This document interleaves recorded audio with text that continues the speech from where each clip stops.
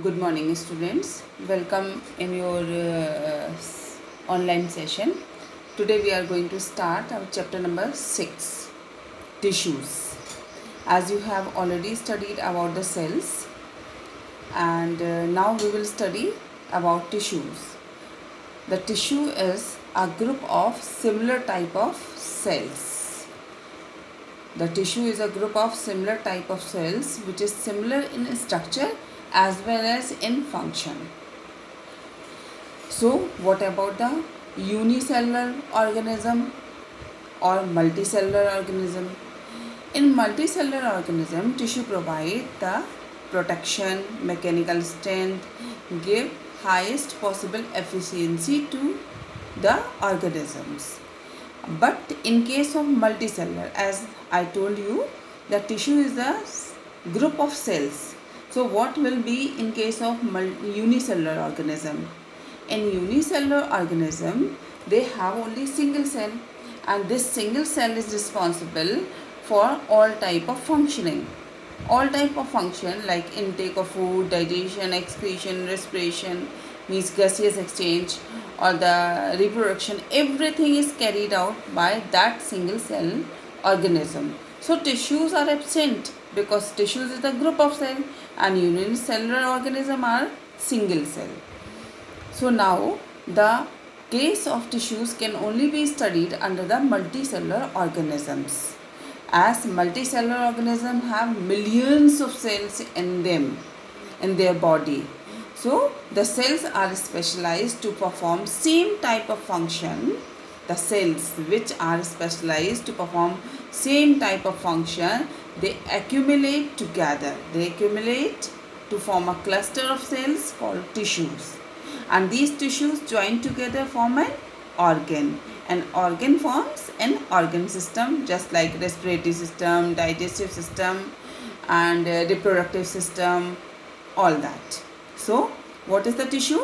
Tissue is a group of cell of the cells which are similar in structure and function, and the tissues are present only in multicellular organism because here millions of cells are present. So the type of cell can be studied as there are two types of cell, as you have already studied, the plant cell and the animal cell. When the accumulation of plant cell occurs, it creates plant tissue. When accumulation of animal cell occurs, it creates animal tissue. So plant tissue, when similar plant cells accumulate to form the structure or part of a plant, that it is called as plant tissue. Some of the plant tissue provide structural strength as the plant stand upright, straight. So this strength is provided by the plant tissue. Whereas in animal tissue, the similar animal cells accumulate to form a structure of animal body, and it is called as animal tissue. And animal tissues join together to form an organ and organ systems like excretory system, reproductive system, which is responsible for specific function in animal body. So actually the tissues are divided into two major categories, that is plant tissue and animal tissue. So today we will take the topic in detail about the plant tissue. This is the structure, hierarchical structure of the plant tissue. The plant tissues are mainly categorized into two categories, that is meristematic tissue and the permanent tissue. The first category is meristematic tissue and another one is permanent tissue. So what about the meristematic tissue? As you all know, when you sow a seed in the soil, after some time it grows up and it converts into a small sapling, then it takes a height of 1 or 2 feet and gradually grows and it converts into a big plant. So what is responsible for this type of growth? How the plant is increasing its height? This depends on the meristematic tissue. This is the work of the meristematic tissue. Meristematic tissue is responsible for the growth of the plant. Growth in the sense as the plant increases its heights, it attain a certain height, and its roots are moved in the downward in the soil. They all are done with the help of meristematic tissue. So now meristematic tissue is the dividing tissue. Actually, what is the specialty? Why the plant grow? How the plant takes certain height? Due to the working of meristematic tissue. Actually, meristematic tissue is the combination, is the cluster of the cells which have the capability of rapid division. Rapid division. These are the meristematic tissue cells, are the dividing cells. They are the dividing cells, and they are present in the growing region of the plant. Growing region means as the plant increases its heights, means at the top, at the intercalary space, or you can say at the lateral. We will discuss later on. Just wait for a while. The cells of these tissues are very active and divide continuously, so the growth occurs. So as you see, sow the plant seed in the soil, and it grows and converts into a sapling, then grow again, and continuously the growth is going on. It increases its heights due to the meristematic tissue. Because of this meristematic tissue is having the cells which have the capability of continuous division. They continuously divide. As they divide, means they are increasing the number of cells. As they are increasing the number of cells, so the growth of tree or the plant occurs. Clear? Cells of meristematic tissues have dense cytoplasm.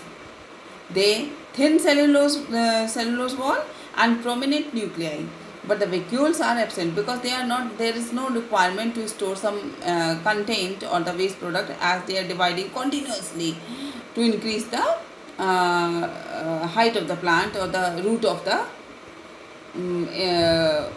roots move downwards in the soil.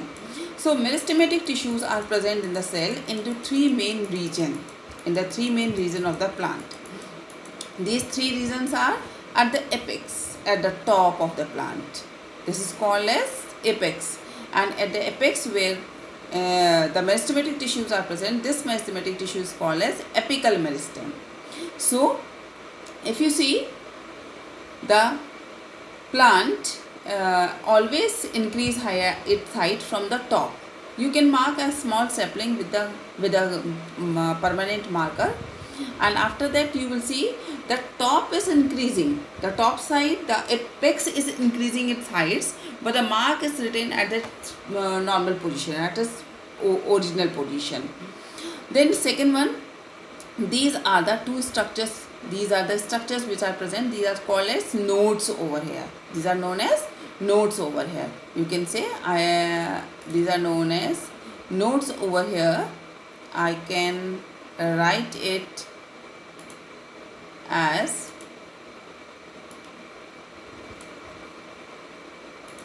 these are called as nodes.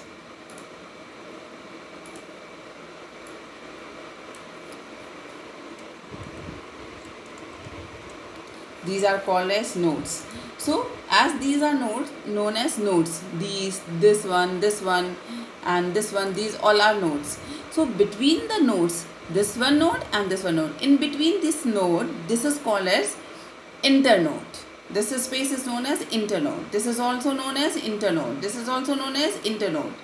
And at the nodes, there is also the meristematic tissue is present, which is known as intercalary meristematic tissue. This is called as intercalary meristematic tissue. So this is present at the base of leaves. This is present at the base of leaves. This is called as intercalary meristem, and that is why from the base of the leaves the new twigs appears, new branches generates over here. So this is called intercalary meristematic tissue.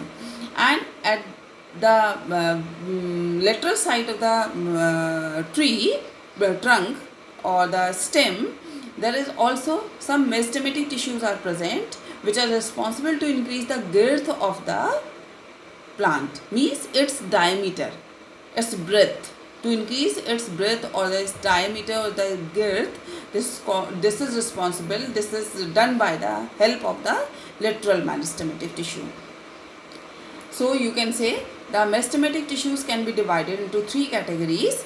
The first one is apical meristem, the second one is intercalary meristem, and the third one is lateral meristem. As you know, apical meristem is present at the apex, at the top of the stem or top of the root. Okay? So apical meristem is present at the growing tip of the stem and growing tip of the root. Due to continuous division of the cells of apical meristem, the shoot grows upright, and so the height of the plant increases and root grows in the soil, okay, deep into the soil. So apical meristem present at the top of the stem and at the tip of the root. This is the structure of apical meristem of the stem and apical meristem of the root, and that is why the continuous division of apical meristem, the plant gains certain height and the root moves inside the soil. Intercalary meristem, as I told you, it is present at the base of the leaf on the either side of the nodes की दोनों side पर present होता है और leaves के base पर present होता है. You can see over here in this structure, you can see this is also node, and from here the leaves are arising, and from here also new branches are also arising. So these branches are arising because of the working of intercalary meristematic tissue. Is it okay? Because it is dividing continuously, that is why the new branches occurs. And as I told you, the third type of meristematic tissue is present at the lateral side of the stem, and I told you it is responsible to increase the girth of the plant, the diameter of the stem. Okay? So lateral meristem is present at the lateral side, just below the bark. Bark means the outermost dead layer of the plant, the brown color layer, just below the bark and of the stem, and is responsible for increasing the girth or the diameter of the stem or the root. During the growth, plant attains certain height. You can't see, you must have not seen the mango tree of the 10 or 20 feet. It gains certain height. Not it is up to 50 feet or 100 feet, because a plant is having a certain height. When it attains its height, then it stop growing height wise. Then it start growing laterally, means its stem increase its width, its diameter, its girth. So as you can see, this is the young mango tree and this is the mature mango tree, and you can see the stem is so thin and here the stem is so broad. So why the broadness is here?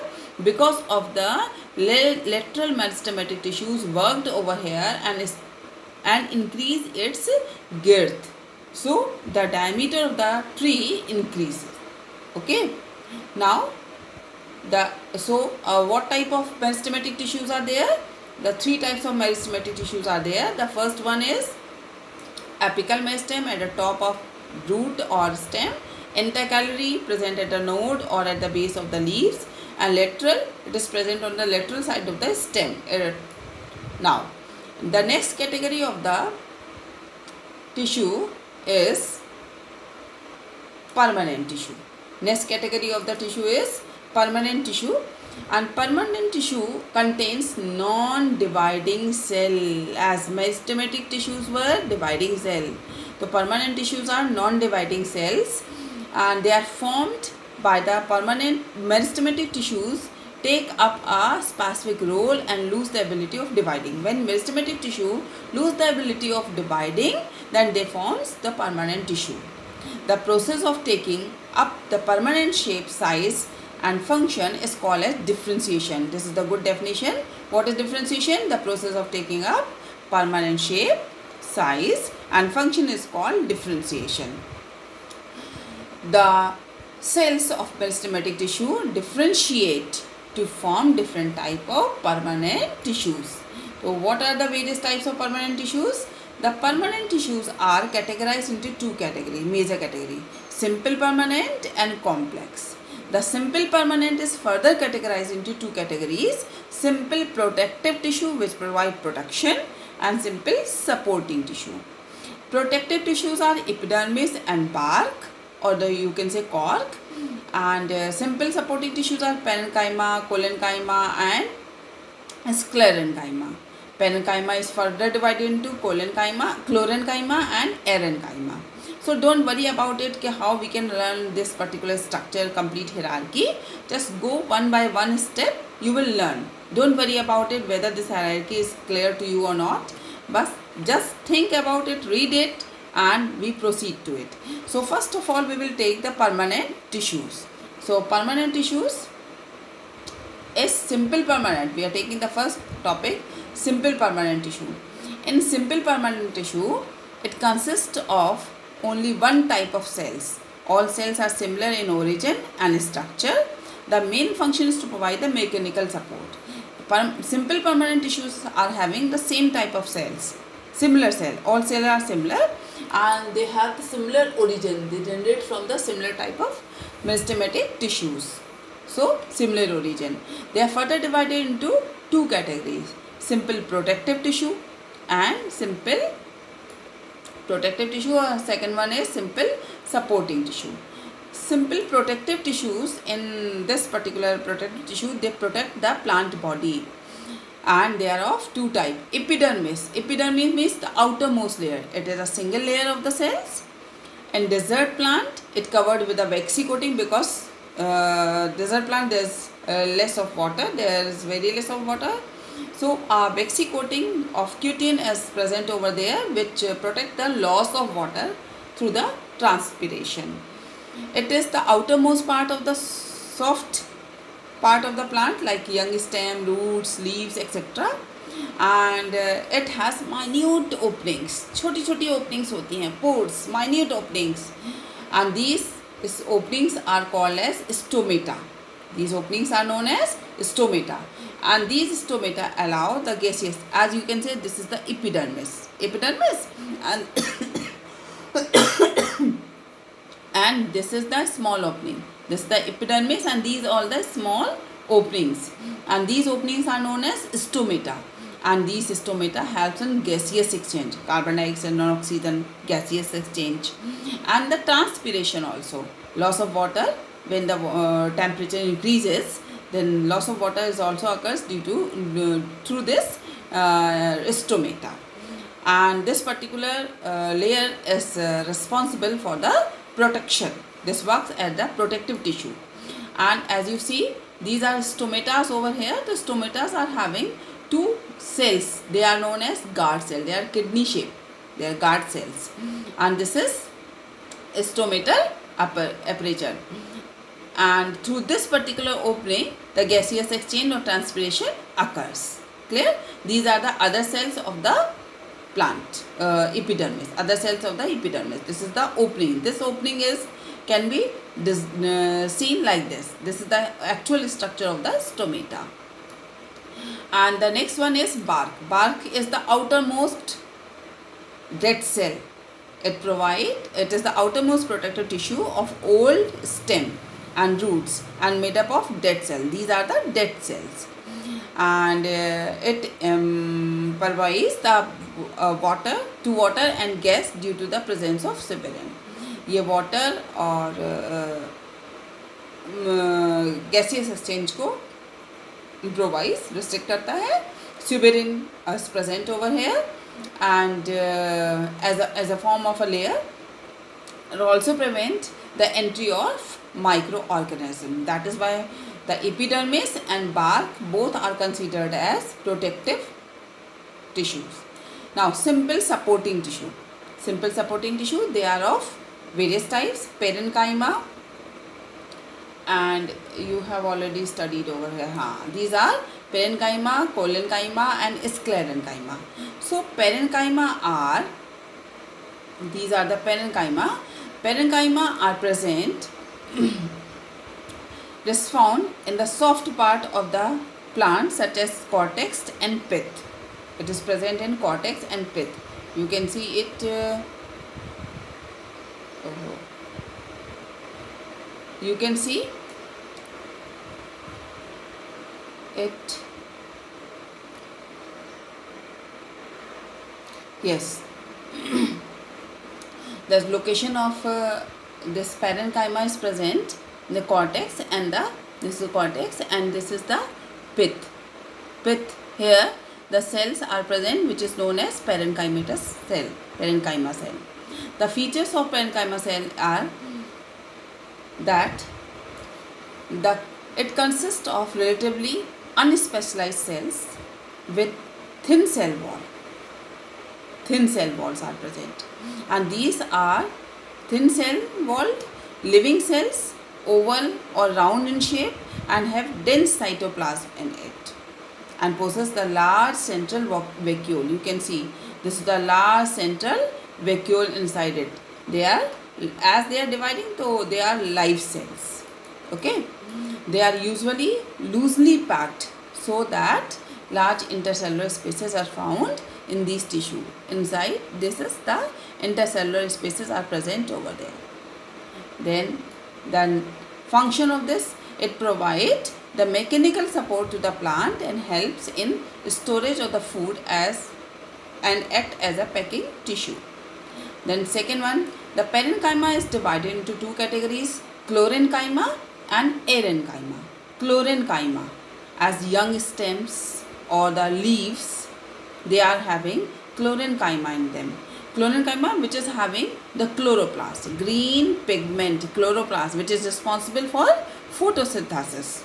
So the parenchyma, which is having the chloroplast in it, they are called as chlorenchyma. Clear? Chlorenchyma, and they carried out the process of photosynthesis. They are present in young stem and in the leaves. Arenchyma, where air chambers are present. The aquatic plants are having the large air chambers in them, and these air chambers helps in floating of the aquatic plants. They provide the buoyance to the aquatic plant. So these are considered as arenchyma. This is collenchyma. Collenchyma is found the leaf stalk below the epidermis, and the function is these tissues are living, elongated in shape, have thickenings at the corners and very little intercellular space, and the function is mechanical support and flexibility to the plant, and it allows easy bending of the various part of the plant without breaking. This is the next one, sclerenchyma. They are found in leaf veins, hard covering of the seeds, and surrounding the vascular bundles. Vascular bundles you have seen over here. These are the vascular bundles. We will study later on in this chapter only. Around this vascular bundle, the sclerenchymatous tissues are present, and the feature of these, they are dead cell without protoplasm, and they are long and narrow as the walls are thickened due to the lignin. Husk of coconut are having which type of cell? Sclerenchymatous cell, and they provide protective layer and make the plant hard and stiff, provide strength to the plant. Okay beta, so this is enough. We will discuss the rest of the topic in next class.